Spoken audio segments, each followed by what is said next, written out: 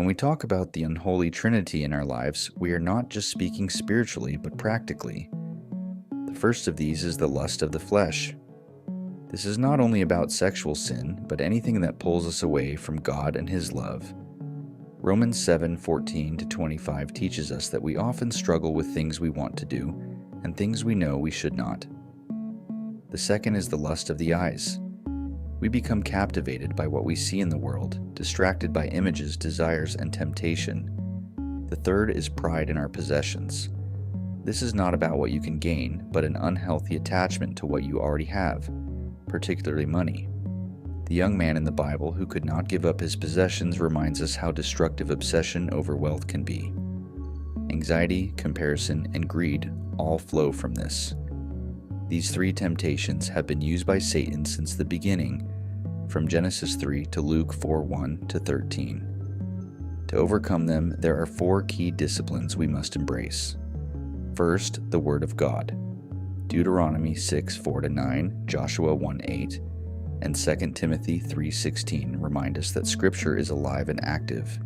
Many Christians hear the Word but do not follow it.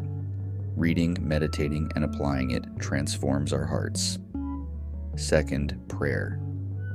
1 Thessalonians 5:16-18 teaches us to pray without ceasing, not just to receive from God, but to give to Him, to align our hearts with His will. Faith believes that God answers, but it is our relationship and submission that grow in the process. Third, tithing. Matthew 23:23-24 emphasizes the importance of setting our hearts toward God and away from greed. Tithing is not what saves us, but it is an essential part of discipleship, training our hearts to trust God fully. Fourth, observing the Sabbath. It's not the 9 commandments and one strong suggestion. Mark 2:23-27 shows us that the Sabbath is a scheduled reminder that Jesus is Lord. It is a temple of time, a chance to rest in God and reflect on His presence. Many avoid resting because they are afraid to face their own hearts and thoughts, but God calls us to rest in Him. These 4 disciplines protect us from the unholy trinity that pulls us away from Christ. They allow us to cultivate a life centered on God and not our desires. As you apply these practices, remember that growth is gradual, and obedience brings freedom, peace, and spiritual strength. If this message spoke to you, share it with someone who needs to hear it.